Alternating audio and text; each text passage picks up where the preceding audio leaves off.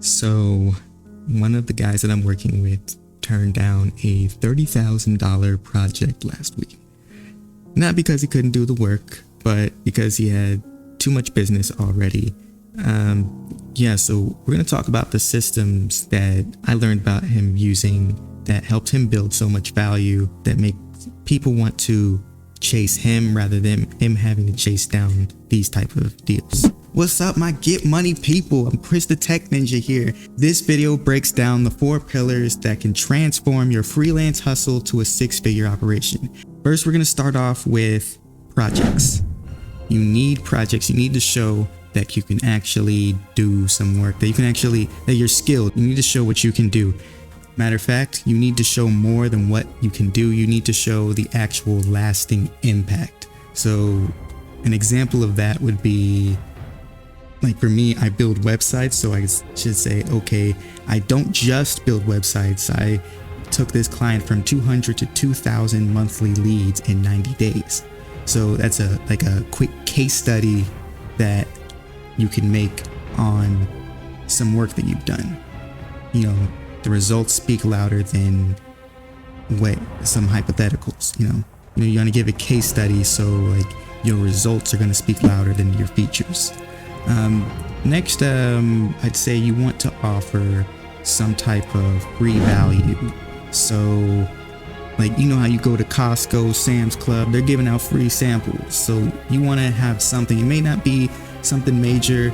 Like for me, I like to give SEO guides, audits, checklists. I mean, you can't just hit them off with freebies. You just have to give them like a strategic preview of some of your best work. So like another good example is, I give away my 5-page marketing automation blueprint or 3-page SEO checklist, or something that they're already planning in their budget, but not the full system. You want to show actual stats and conversion rates. Just give them a taste of what could be their transformation. Next, one of the most important parts, I would say, is social proof. You need to show that people are actually taking advantage of your product or service. So, if you think about it, if you look at Amazon, you look at things that you're buying, or you go to Yelp and look at the reviews. If you see that a restaurant has no reviews or an item has no reviews, you get suspicious. You say, if this product or if this restaurant's so great, why is nobody rating it? Why is nobody talking about it? You try to look it up, and if you can't find any information or customers on it, then it's gonna look sketchy. Like, you need to go beyond just this is great. You need, there's so many companies out there that pay for reviews and give fake reviews. You need an actual testimonial. So, I was skeptical about the blankety blank until Chris showed me how it freed up 15 hours a week and it was doubling my sales. Like something like that, something like a real scenario from a real person. Written ones are nice too, but the video ones I feel like are the best. Not saying that you need to get every one of your customers to cam up. And LinkedIn recommendations are also very good. Like I said, case studies and screenshots, that's always helpful. I worked with a trading company, and they had just a big old database full of screenshots, and then they would actually do like a weekly interview of one of their customers' biggest wins.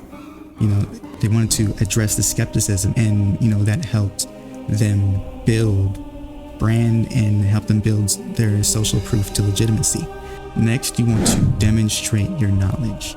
So I'd say, don't just come in here and just say, I'm an expert, and you have to give them something that they don't know. Like for me, I do that naturally just through conversation. When a potential client wants to talk to me, I basically go through and I explain things to them that many times they don't know. And if they know something already, I try to expand upon it because they may not have the full picture. So example of that would be, a YouTube channel isn't just marketing, it's a 24/7 demonstration of how to think and solve problems. Show analytics of how educational content converts to selling. Teaching builds trust faster than selling. Here's where most people are gonna mess it up.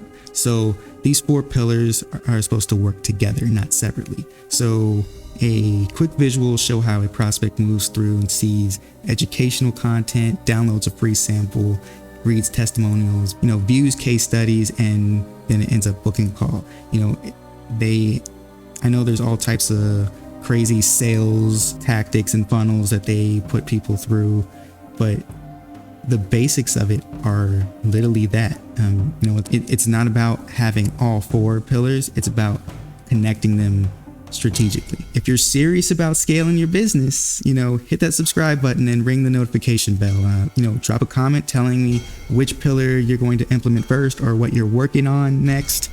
And next week, I'll break down the psychology behind why clients pay for premium rates and why you don't want to miss it.